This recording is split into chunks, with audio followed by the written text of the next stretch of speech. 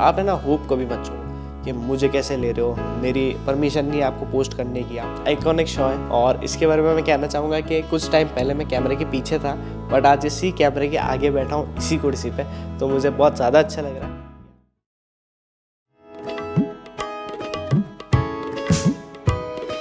हौसलों में पंख लगा आसमां उड़ जाने की ख्वाहिशें है आँखों में, देश भर छा जाने की है।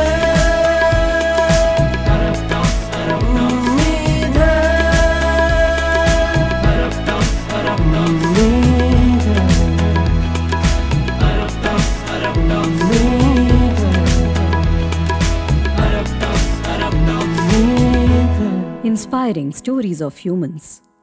नमस्ते अभय जी। नमस्ते। स्वागत है आपका हमारे टॉक शो अरब टॉक्स में। थोड़ा अपने बारे में बताएं ताकि हमारी जो ऑडियंस है वो आपको जान जाए। जी, तो मैं उदयपुर से हूँ और मेरी जो स्कूलिंग है वो हुई सेंट्रल एकेडमी से, सरदारपुरा वाली ब्रांच से। अच्छा। तो सेंट्रल एकेडमी वाले लड़कों को आप जानते ही हैं, मतलब कैसा रहता है उनका माहौल। पर मैं उनसे थोड़ा सा अलग था क्योंकि मैं एक इंट्रोवर्ट था। अच्छा था ठीक है जी। तो फिर हमारे कॉलेज हुआ है मेरा बीएन कॉलेज से। अच्छा। तो वहाँ पे स्ट्रीम क्या थी आपकी? हाँ जी, स्ट्रीम कॉमर्स। अच्छा। तो जैसे हम फर्स्ट ईयर में आए तो मैंने पहली बार सीखा कि बंक करना होता क्या है। अच्छा। ठीक है जी। और हम बंक करके गए कहाँ थे? फर्स्ट शो पिक्चर का देखने। कौन सी पिक्चर थी वो मुझे याद नहीं है, बट हाँ मुझे याद है कि मेरे जितने दोस्त थे उन्होंने मुझे इतना कंफर्टेबल कर दिया था कि वो अब ऐसा रूल हो गया था कि कोई भी पिक्चर आई फर्स्ट शो हमको जाना है भले किसी की भी क्लास हो। बट हाँ ऐसा नहीं था कि टीचर्स को पता नहीं था, क्योंकि उस टाइम पे व्लॉग बनाना स्टार्ट ऑलमोस्ट कर दिया था। अच्छा। तो टीचर्स को भी पता था कि अब हाँ ये थोड़ा बहुत जा रहे हैं, बट ठीक था। ठीक है। उसके बाद थर्ड ईयर कंप्लीट हुआ और फिर मैं व्लॉग्स बनाना मतलब कर ही दिया था। फिर धीरे धीरे फिल्म मेकिंग में आया। अच्छा। जैसे कि मैं वीडियो फ्रीलांसिंग का काम करता हूँ। बहुत कम लोगों को पता है कि मैं व्लॉगिंग के साथ साथ फ्रीलांसिंग का काम भी करता हूँ। इसी वजह से जो व्लॉग्स है वो थोड़े से कम आ जाते हैं कभी कभी, बट मुझे अच्छा लगता है क्योंकि नए लोगों से मिलने को मिलता है। और अब इसी के साथ साथ वेडिंग में भी जा चुका हूँ मैं। तो जितने भी वेडिंग प्लानर्स है ऑलमोस्ट उदयपुर के बड़े सबके साथ टाइप कर रखा है। क्या बात और है। उनका जितना भी सोशल मीडिया का कंटेंट है 90% कह सकते हैं वो मैं शूट करके एडिट करके उनको देता हूँ। अच्छा। As a freelancer. सो जब आपने व्लॉग बनाना से शुरू किया तब लोगों का बिहेवियर कैसा था? आपको देख के लोग कैसे रिएक्ट करते थे? लोगों का बिहेवियर एकदम स्ट्रेंज था। मतलब उनसे ज़्यादा मुझे थोड़ा सा डर था, क्योंकि लोग जिस नज़र से आपको देखते हैं ना कि यार ये क्या चीज़ कर रहा है, ये क्या बनाने की कोशिश कर रहा है, मतलब वो नज़रिया जो था बहुत अलग था एकदम मेरे लिए, क्योंकि मैं एक इंट्रोवर्ट था पहले। तो उससे एक्सट्रोवर्ट की जो जर्नी है ना वो बहुत मतलब ऐसा रहता है ना, पूरा आपको खुलना पड़ता बिल्कुल है ना। तो वही था। और उसी के साथ साथ फर्स्ट ब्लॉग जब बनाया था तब मेरा फ्रेंड था जयेश। हम वैसे 6 जने गए थे। अच्छा। बट उसमें सिर्फ एक ही जना था जो मेरे साथ उस टाइम पे था। तो वो जयेश था। तो जयेश ने बताया कि भाई ऐसे करते हैं अपन, और मुझे गाइड करा तो बहुत अच्छा लगा। और फिर उसके बाद एक बार मैं फतेह सागर गया था। मैंने कहा यार व्लॉग तो बनाना है, क्योंकि मेरे को नंबर्स चाहिए व्लॉग की। मतलब ऐसे नहीं बनी में व्लॉग की जैसे व्लॉग 69 व्लॉग फिर 70 फिर ऐसे नंबर्स होते हैं ना। तो मुझे 100 का टारगेट था कि 100 व्लॉग्स तो बनाने एक साल में। हाँ, एक साल के अंदर। ठीक है। तो उसमें मैंने कहा कि व्लॉग बनाना। मैं गया फतेह सागर। अब फतेह सागर से मैंने पूरा राउंड मार लिया।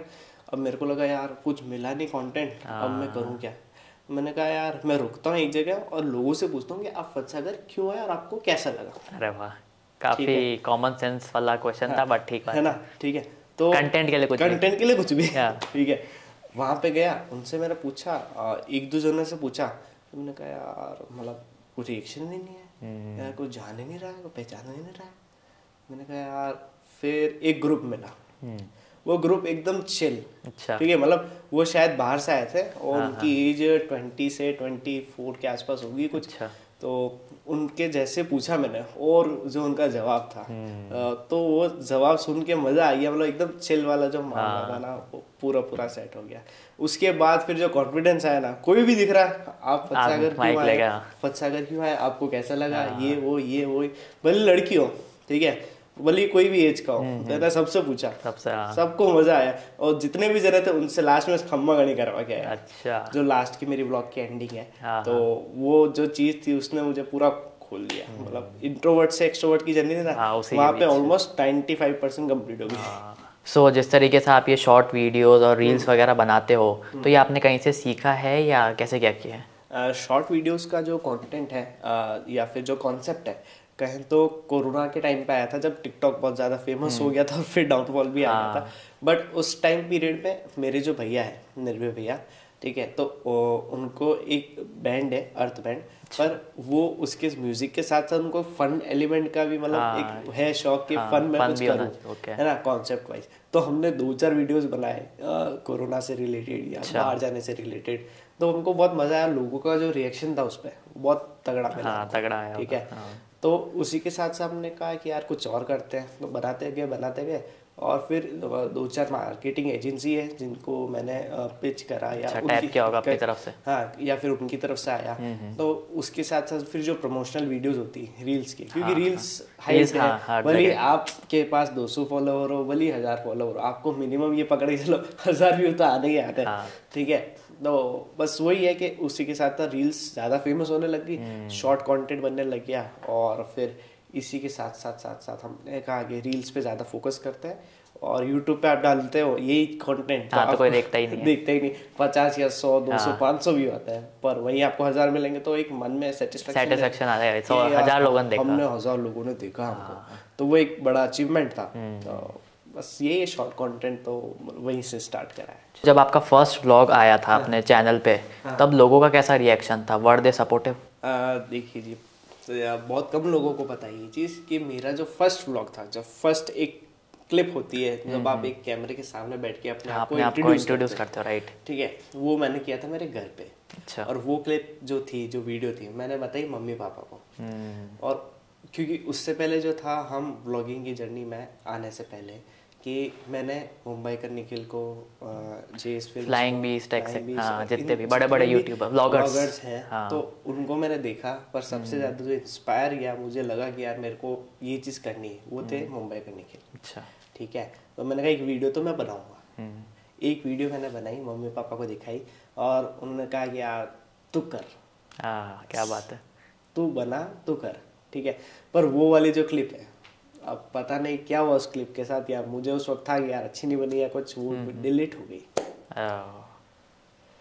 तो वो गम कहीं ना कहीं रहेगा कि यार फर्स्ट क्लिप थी वो तो है ही नहीं, वो नहीं है। पर जो आपका जवाब था उसका आंसर देना चाहूँगा। फर्स्ट व्लॉग जो था हमने यूट्यूब पे नहीं, इंस्टाग्राम पे पोस्ट करा था। इंस्टाग्राम पे हमने पोस्ट करा था शिव जी की जो मूर्ति है नागद्वारा, स्टैच्यू ऑफ बिलीफ, यस। तो वहाँ का व्लॉग हमने अंदर जाके नहीं, बाहर से ही, मतलब एक जगह बनी हुई थी वहाँ पे, तो वहाँ से बहुत ही प्यारा व्यू आता है। तो वहाँ पे जाके हमने शूट करा था, और उसको पोस्ट करने के बाद लोगों का जो सपोर्ट आया है, जो कमेंट्स आए लोगों के, वो मतलब उनका क्या बोलूँ, वो शब्द नहीं मिलते हैं। आज भी अगर आप पूछोगे मुझसे, आप जो पूछ रहे हो, तो वो चीज़, क्योंकि यार एक आप नई चीज़ कर रहे हो, इंट्रोवर्ट से एक्सट्रोवर्ट की जर्नी अभी भी चल रही है, अंदर तो आपको सेल्फ सेटिस्फेक्शन आ ही रहा है, और जो धीरे धीरे मैंने कहा यार करना है, तो वो एक रहता है कि हाँ यार, मतलब अब कर लिया, अब नेक्स्ट, अब तो भाई तोड़ना है, रुकना ही नहीं अब तो। मैंने आपका एक रिसेंटली व्लॉग देखा था जिसमें आपने हेलमेट के ऊपर अपना फ़ोन मतलब होल्डर के साथ लगा रखा था, तो वो करना थोड़ा ऐसा रिस्की नहीं होता कि मतलब जो मेरी अर्निंग्स हैं मैं उसी को ऐसे रिस्क पे डाल रहा हूँ, वैसा कुछ? जैसा देखो, मैंने थोड़ी देर पहले कहा कि मुझे जेस फिल्म्स और जितने भी मोटो ब्लॉगर्स हैं, उनमें इंटरेस्ट है, और मैं देखता हूँ, मैं फॉलो भी करता हूँ, ठीक है। और बाइकिंग का कीड़ा तो यार अब शुरू से ही है, ठीक है। तो बाइक पे व्लॉग बनाने का एकमात्र आपके पास रास्ता रहता है कि आप मोटो व्लॉगिंग करें, ठीक है। मोटो व्लॉगिंग के लिए आपको माउंट लगाना पड़ेगा, गोप्रो लगाना पड़ेगा, या फोन लगाना पड़ेगा, सम सॉर्ट ऑफ कैमरा लगाना पड़ेगा। अब गोप्रो जितना तो इन्वेस्ट हमने फोन में कर दिया तो अब एक्स्ट्रा गोप्रो लेने का कभी हुआ नहीं कि यार, मतलब रिस्क तो रहता है, ठीक है, बट मोटो व्लॉगिंग तो करनी है, उसके बिना तो मतलब मेरा अगर आप मोटो व्लॉगिंग चाहते तो आप ऐसे फोन से भी कर सकते थे ऐसे? नहीं, ऐसे कर सकते थे, बट क्या है कि उसमें और ज़्यादा रिस्क रहता है, क्योंकि मैं दोनों हैंडल या एक हाथ छोड़ के बाइक चलाते, एक पे फ़ोन रहता है, तो मेरा ध्यान ज़्यादा फ़ोन पे रहता है। अब मैं अगर माउंट लगा देता हूँ तो माउंट के साथ साथ क्या है, मैं फ्री हो जाता हूँ। नहीं बट इसमें भी रिस्क है, फ़ोन गिर जाए। आज तक भगवान की दया से ऐसा हुआ नहीं कि फ़ोन कभी गिरा हो या फिर फ़ोन अनबैलेंस हुआ हो, मतलब अपनी पोजीशन पे रहता है फ़ोन। अच्छा, तो मतलब ऐसा 100% गारंटी भी नहीं कि आप भी करो, देखो फ़ोन कभी भी गिर सकता है, बट रिस्क है तो इश्क है भैया। तो उसी से मेरा मोटो व्लॉगिंग तो आज तक अच्छा चल रहा है। ठीक है, तो मैं तो कहूँगा क्या लगा सकते हैं, अगर आप भी में से कोई लगाना चाहता है। रिस्क टेकर हो तो ही लगाओ। हाँ, रिस्क टेकर हो तो ही लगाना। यूँ नहीं कि कल को मुझे आके बोलो कि यार भैया आपने तो बोला था कि आप कर सकते हो, मेरा फ़ोन जमा हो गया, पैसे दो। तो वो चीज़ नहीं होनी चाहिए। सो आपके पास एज ऑफ टुडे कितने गियर्स हैं, और आप जो एडिटिंग वाला जो प्रोसेस है पूरा वो आप कैसे करते हो? तो मेरे पास गियर्स की जो काउंटिंग है बहुत ही कम है as compare to other bloggers, क्योंकि सबसे पहले अपना जो है फ़ोन, मेन अपना कैमरा बोल सकते हैं, उसी से सारे जितने भी ब्लॉग्स है वो शूट होते हैं। ठीक है, और एक गिम्बल है जो कि स्टेबिलिटी में काम आता है, सबको पता ही है। कौन सा गिम्बल है? DJI 3rd generation, DJI Osmo 3। 2 gadgets ये हो गए।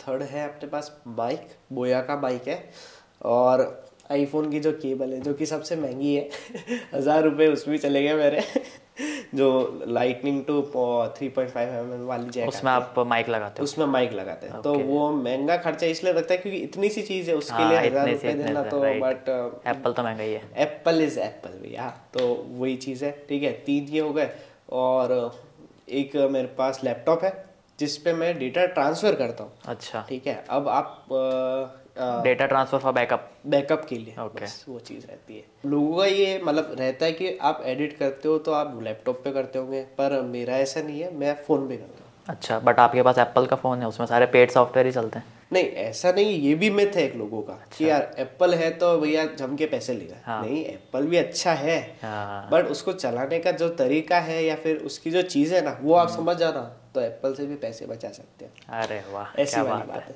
तो मैं जो स्टार्टिंग के जो 7 या 10 व्लॉग जो है वो लैपटॉप पे एडिट करे थे मैंने। फिल्मोरा फ्री सॉफ्टवेयर, विंडोज है तो कोई दिक्कत ही नहीं है। ठीक है, और पर उसमें भी ऐसा था कि वॉइस जो थी आगे पीछे हो रही थी, तो सिंक नहीं बैठता था। और तो उस टाइम पे मैं मतलब लगता नहीं था कि ये चल सकता है। तो स्टार्टिंग में इससे पहले, एप्पल से पहले मेरे पास था सैमसंग का M22, उस पे मैंने व्लॉग स्टार्ट करी थी, एडिटिंग, व्लॉगिंग के साथ साथ एडिटिंग। तो वो थोड़ा कहीं ना कहीं बीच में 1-2 बार लैग मारता था, बट हीटिंग इशू वगैरह ऐसा नहीं हुआ। बट एट द एंड 1 साल के बाद उसने दम तोड़ दिया, मदरबोर्ड ही उड़ गया, जितना डेटा था मेरा वो सब चला गया। फिर एप्पल आया, और एप्पल पे मेरा आज तक ऐसी दिक्कत हुई एडिटिंग के टाइम पे। शूटिंग के टाइम पे कभी ना कभी हीटिंग हो जाती है, बट एडिटिंग के टाइम पे स्मूथ एक्सपीरियंस। सो जैसे मैं भी व्लॉग्स वगैरह बनाता हूँ तो मैं उसकी प्रॉपर स्क्रिप्टिंग वगैरह करता हूँ। तो जब आपने भी शुरू किया तो आपने भी ऐसा कुछ किया या फिर आप एकदम ऐसा रॉ? स्टार्टिंग के जो 6 या 7 व्लॉग्स थे उसको मैंने स्क्रिप्टिंग करी थी, टू बी ऑनेस्ट। मतलब मेरे जो फ़ोन का नोट पैड है वो उसी से भरा रहता था कि व्लॉग 1, व्लॉग 2, व्लॉग 3 ऐसे करके 5 से 7 व्लॉग की स्क्रिप्टिंग मैंने करी। बट उसके मुझे बात लगा कि यार अगर मैं स्क्रिप्टेड जाऊँगा तो जो चीज़ें और मैं दिखा सकता हूँ वो नहीं दिखेगी, वो कहीं ना कहीं दब जाएगी या रुक जाएगी, क्योंकि मेरी स्क्रिप्ट कुछ और, क्योंकि मेरे दिमाग में स्क्रिप्ट चल रही है। हाँ, और मेरा जो लाइफस्टाइल जो चल रहा है वो कुछ और है। ठीक है, तो मैंने कहा कि यार स्क्रिप्टिंग ठीक है एक जगह, कहीं ना कहीं किसी स्पेसिफिक टॉपिक जो होगा उसके बारे में लिख लेंगे, क्योंकि अगर कुछ उल्टा सीधा या गलत बोल दिया तो वापस अपने ऊपर ही आना है। बिल्कुल। तो उस चीज़ से बचने के लिए मैंने कहा कि कभी कभी स्क्रिप्टिंग सही है, कुछ स्पेसिफिक कुछ स्पेसिफिक अगर आप कोई हेरिटेज या उसमें जाओ तो वहाँ पे ठीक है, उस पे फैक्ट्स देखने पड़ेंगे। बिल्कुल, तो वो प्रिसाइज होने चाहिए, एकदम एक्यूरेट। अब ऐसा नहीं बोल सकते 19 में बना था, 19 में बना था और इसने इसको करा था, ये हुआ था, वो लोग मेरे कमेंट सेक्शन में इससे बढ़ जाएगा। मैं नॉर्मली वायरल नहीं हूँ पर इससे जरूर वायरल हो जाऊंगा। तो मैंने कहा यार रॉ ज्यादा बेटर है, और जहाँ पे स्क्रिप्टिंग चाहिए वहाँ पे करते हैं ऐसे, नो डाउट। तो वो चीज़ मतलब स्क्रिप्टिंग का जो पार्ट है वो 5% है, 95% जो व्लॉग रॉ रहता है। हाँ, बस एक माइंड में रहता है कि आज करना क्या क्या, क्या क्या दिखा सकते और क्या क्या छुपाना है। तो अभी आपके अप्रॉक्स 2K सब्सक्राइबर्स हैं यूट्यूब पे, तो आपने और मतलब इतना बड़े नंबर्स Tier 3 सिटी जो उदयपुर है उसमें होना बड़ी बात है, तो आपने ये चीज़ अचीव कैसे करी? देखिए स्टार्टिंग पीरियड में जब व्लॉगिंग स्टार्ट करी, धीरे धीरे सब्सक्राइबर हुआ। पहले 50 पे आता है, हाँ, फिर 100 पे आता है, तो अचीवमेंट ओहो मेरे 100 subscriber, you have achieved 100 200 subscriber. फिर जो जर्नी स्टार्ट हुई है 100 से 500 का जो सफर होता है वो बहुत कठिन होता है। बिल्कुल, हम एक्सपीरियंस कर चुके। ठीक है, फिर 500 से 1000 सब्सक्राइबर का जो टारगेट है ना, वो मतलब अचीव कर ही नहीं सकते हो, आप होप छोड़ देते हो। मैंने छोड़ दी थी कि नहीं हो सकता, बट मैंने कहा कि पोस्ट तो मुझे करना है, 100 ब्लॉग्स कंप्लीट करना है, और इस ईयर में भी मुझे 200 ब्लॉग्स कंप्लीट करने थे। अच्छा, बट कितने हुए अभी? अभी हो गए हैं 82 या 81 कुछ हुआ है। ओके, तो 200 तक तो नहीं जा पाएंगे, बट हाँ 100 कर लेंगे इस बार भी। ठीक है, तो धीरे धीरे चलो 1000 सब्सक्राइबर हो गए। देन उसके बाद बढ़ रहा था, स्लो पेस था, पर एक व्लॉग बनाया था IIM का जिसमें के सर की लाइव परफॉर्मेंस थी। अच्छा। वो आए थे यहाँ पे, परफॉर्म किया था, तो मैं वहाँ पे गया था दामिनी दी के साथ, RJ दामिनी दी के साथ, तो उनकी वीडियोस कैप्चर करने के लिए। अच्छा, और के सर का परफॉर्मेंस था, इतने सारे लोग और सर का परफॉर्मेंस, तो मजा आ गया। तो उसका व्लॉग बनाया था मैंने। वो ऐसा था, इंस्टेंट था, मेरा ऐसा नहीं था कि मैं व्लॉग बनाऊंगा या कुछ करूंगा, वो रॉ वाला था। अच्छा, वहाँ पे मैं था शूट कर लेंगे, ठीक है, सर का परफॉर्मेंस लाइव सुन लेंगे, बट मैंने कहा यार व्लॉग अगर बना दिया तो मेरा ये जो मूवमेंट है ना, ये कैप्चर हो जाएगा और ये लोगों को पता चलेगा कि फंक्शन कैसा था। तो मैंने कहा यार ये चीज़ तो बताने वाली चीज़ है। और उसके बाद थोड़े दिनों बाद सर का डेथ हो गया था, तो बस उसकी वजह से लोगों को मतलब लोग सर्च कर रहे सर्च करने आपका वीडियो दिखाने लग गया। तो जो कीवर्ड्स अब पकड़ ही लेता है, तो के लाइव परफॉर्मेंस, के लास्ट परफॉर्मेंस और वो सब चीज़ें थी, तो उसमें पीक आ गया। और वहाँ से जो ग्रोथ मिली है, मतलब वो एक ही सिंगल वीडियो है जिसने मेरे 4500 वॉचर्स कर दिए, सिर्फ एक वीडियो ने। नाइस। तो उससे मेरा मोनेटाइजेशन भी ऑन हो गया, उससे मुझे सब्सक्राइबर्स भी मिल गए, और 500 या 600 सब्सक्राइबर्स सिर्फ एक वीडियो से। तो आप जो डेली व्लॉग्स और वीडियोस वगैरह बनाते हो, तो उससे आपके कैरेक्टर में कुछ डेवलपमेंट हुआ है? जी, पहले ऐसा होता था कि हम कभी भी उठ रहे हैं, कभी भी सो रहे हैं, मतलब लाइफ का पता नहीं क्या चल रहा है। तो मुझे पता चला कि यार सुबह का जो सनराइज है वो 6:30 बजे ही आएगा, वो 11-12 बजे नहीं हो सकता, मेरे को उसके हिसाब से रहना पड़ेगा। तो मैं धीरे धीरे मतलब जल्दी उठने लग गया, जो काम था उसको ज़्यादा प्रायोरिटी दी, और इसी के साथ साथ एक डिसिप्लिन बन गया बॉडी का कि यार अब आपको एक्टिव भी होना है। ठीक है, आपको जो जैसे कॉल आया तो काम पे भी जाना है, ऐसे नहीं कि हाँ सर कर लेंगे हो जाएगा, नहीं, पूरा डिसिप्लिन के साथ। तो एक चीज़ तो डिसिप्लिन हो गई, ठीक है। और सबसे बड़ी चीज़, सबसे बड़ी जो इंट्रोवर्ट से एक्सट्रोवर्ट की जो जर्नी है ना, उसमें जो मजा है, उसमें बहुत चेंजेस, बहुत ज्यादा चेंजेस हुए। अब आपको पुराने लोग मिलते होंगे तो बोलते होंगे अरे और ये क्या यार खुल गया यार पूरा यार। मतलब मैं स्कूल में ज्यादा बात नहीं करता था किसी से, अपनी जो क्लास है सिर्फ उसी में भी सेलेक्टेड लोगों से ही बात करता था। ऐसे जान पहचान थी कि हाँ ये इसका है, ये वो है, ये वो, पर दूसरी क्लास वालों से इतना इंटरेक्शन नहीं था।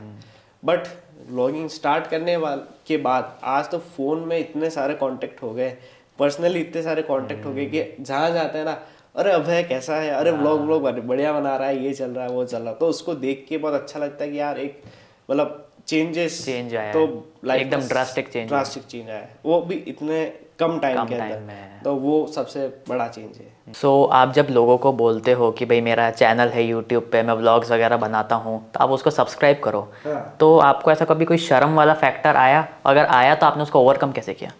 देखो स्टार्टिंग में पहले ऐसा लगता था यार कैसे बोलेंगे सामने वाले को कि मेरा यूट्यूब चैनल है और आप उसको सब्सक्राइब कीजिए, या बट ये जो जर्नी रही है 2 साल की, ठीक है, तो उसमें ये सीखा है कि यार सब्सक्राइब तो करवाने पड़ेंगे, एक के पास जाके करवाने पड़ेंगे, भले लोगों को इंटरेस्ट हो या नहीं हो।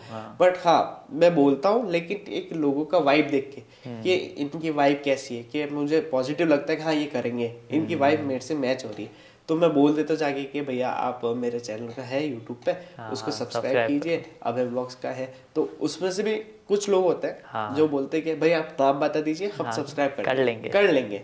और कुछ होते हैं इंस्टेंट, और भैया आपको यूट्यूब चैनल बताओ। और ऐसा भी हुआ है कि लोगों ने सामने से आके पूछा है, जैसे कहीं पे व्लॉग बना रहा हूँ मैं, ठीक है, बोल रहा हूँ कि मैं यहाँ पे ये चीज़ है, अरे भैया यूट्यूब चैनल, अरे भैया बताओ। तो वो चीज़ अच्छी भी अच्छा है, लगता है अच्छी वो। भी है। हाँ। और जब लोग बोलते हैं ना हाँ कर लेंगे, तो कहीं ना कहीं लगता है यार करो ना, करो या ये वाली चीज। तो मैं आपसे पूछना चाहूँगा कि जो लोग क्लिकबेट करते हैं जी। वो करना सही है या गलत?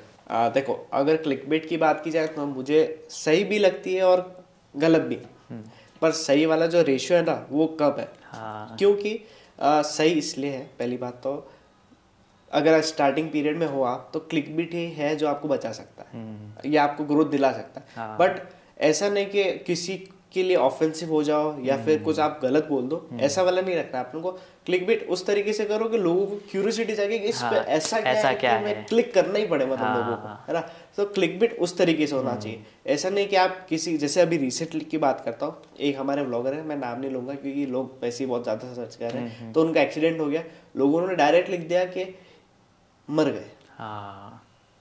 तो वो क्लिकबिट नहीं है, वो बहुत गलत चीज है। मतलब व्यूज के लिए आप कुछ भी हाँ, आप ये सोचो कि जब उनके मम्मी पापा के सामने वो चीज आ रही होगी ना, तो उनको कैसा फील हो रहा होगा। एक तरफ सिचुएशन इतनी अलग है कि वो दूसरे कंट्री में है, बाइक वहां चला के ले गए और वहां पे एक्सीडेंट हो गया, वहां पे पुलिस की कस्टडी के अंदर है ना, वो हिल सकते क्योंकि दोनों पैर उनके खत्म हो गए एक्सीडेंट के दौरान। और आप ऐसा कर रहे हो कि यार वो मर गए, ऐसे वीडियोस बना रहे हो, उस पर लाखों करोड़ों व्यू आ गए। तो ऐसे व्यूज किसी काम के नहीं है, ऐसा क्लिकबिट किसी काम का नहीं, ऐसा वीडियो ही किसी काम का नहीं। ठीक है, तो क्लिकबिट गलत भी है और सही भी है। स्टार्टिंग में जैसे मैं करता हूँ, मैंने क्लिकबिट नहीं करा, बट मुझे लगा यार क्लिकबिट करने से आपको मिलेगा, तो मैंने बोला कि कार का एक्सीडेंट हो गया, रोड रेज हो गया, हमारे साथ ऐसा इंसिडेंट हो गया। तो वो लोगों को वो जानने में ज्यादा इंटरेस्ट है और क्यूरियोसिटी, यार ऐसा क्या। ठीक है, एक वीडियो और था, जैसे वेडिंग में गया था तो वहां पे था कि 35 लाख का एक डोम बनाया था। अच्छा। सिर्फ एक डोम 35 लाख का, तो वो वीडियो डाला, तो वो क्लिकबिट इन पॉजिटिव वे, है ना। तो वो चीजें है, अगर आप पॉजिटिव वे में उसको लेके चलोगे तो बहुत ज्यादा अच्छा है, नेगेटिव में तो नहीं जाना ही नहीं। आप मतलब सोचो ही मत उसको, अगर नहीं क्लिकबिट मत करो, सिंपल सी बात, जो है वो डालो, जो है वो डालो। तो जब आप इतनी मेहनत करते हो, व्लॉग शूट करते हो, उसको एडिट करते हो और उसके अपलोड करने के बाद जब उस पर व्यूज़ नहीं आते हैं, तो आपको कहीं ना कहीं अंदर से ऐसा आता होगा कि यार क्यों मैं इतनी मेहनत कर रहा हूँ, या आपको कभी ऐसा हुआ होगा कि वाह छोड़ो ना, कौन मेहनत करे इतनी इस पर। तो आपने उस टाइम पर खुद को मोटिवेटेड कैसे रखा? तो स्टार्टिंग पीरियड में जब मैं व्लॉग्स बनाए थे 50, 100, 150 होने के बाद मुझे ऐसा लगा है कि यार क्या है, कुछ व्यू आ ही नहीं रहे। 200, 300, 1K व्यू आ रहे हैं, जब वही दूसरी तरफ लोगों के एक दिन या एक घंटे के अंदर अंदर 1 लाख, 2 लाख, 5 लाख, 1 मिलियन व्यूज हो रहे थे। बट मेरा जो टारगेट था, मैंने सोच लिया था कि यार 1000 व्लॉग्स बनाएंगे, जितना बना सकते हैं, भले साल का काउंटिंग नहीं है उसमें, पर हाँ 1000 व्लॉग्स बनाएंगे। उसके बाद डिसाइड करेंगे कि यूट्यूब कंटिन्यू करना है या नहीं करना है। तो ऐसा था कि यार हाँ चल रहा है, करना है, भले 10 जने देखे, भले 50 जने देखे, पर वो जो 10 लोग जो मेरे लिए वेट कर रहे हैं ना मेरे ब्लॉग का, वो मेरे लिए मायने रखते हैं। तो आप जो रील्स वगैरह जो बनाते हो, तो लोग इसमें आपका कॉर्पोरेट करते हैं या साइड बाय कर देते हैं? देखो, अगर हमें कैंडिडेट शूट करना है, ठीक है, जैसे हमें स्ट्रीट पे जाके करना है या फिर किसी घाट पे करना है या लेक के आसपास करना है, तो लोग थोड़े से ऑकवर्ड फील करते हैं, यार हमको क्यों कैप्चर कर रहा है हमारी परमिशन के बिना। तो वहाँ पे हमारे लिए एक चैलेंज भी रहता है और लोगों का थोड़ा सा जो कंफर्ट लेवल ना वो कम हो जाता है, कहीं ना कहीं हिल जाता है, तो वो इतना कॉपरेट नहीं कर पाते। ठीक है, और ये अगर हम शूट की बात करें जैसे कैफे रेस्टोरेंट में, तो वो क्लाइंट्स है, ठीक है, वो खुद हमें बुलाते हैं कि आप आइए शूट कीजिए, तो वहाँ पे हमें फुल कॉर्पोरेशन मिलता है, तो और ऊपर ही मिलता है उससे, हाँ, और ज़्यादा मिलता है। और वहाँ पे जाके तो खाना पीना होता ही है, तो फिर और क्या चाहिए आपको। तो वो चीज़ है कि स्ट्रीट या फिर अगर आपको कैंडिडेट लेना है तो वहाँ पे कॉर्पोरेट कम होता है, और अगर क्लाइंट्स और इनकी बात करें तो वहाँ तो है ही है, उसी के लिए। सो अगर कोई न्यूबी या जो बिगनर होता है आपके पास आता है गाइडेंस लेने कि भैया मेरे को भी रील वगैरह शूट करनी है वैसा सब, तो आप उसको सब चीज़ें इन डिटेल बताते हो, या आपको कहीं ना कहीं ऐसा मन में डर लगता है कि अगर मैं इसको बताऊंगा ये सारी चीज़ें और इसने मेरे को कॉपी कर लिया तो फिर मेरा जो है चीज़ काम करने की वो मेरे हाथ से चली जाएगी?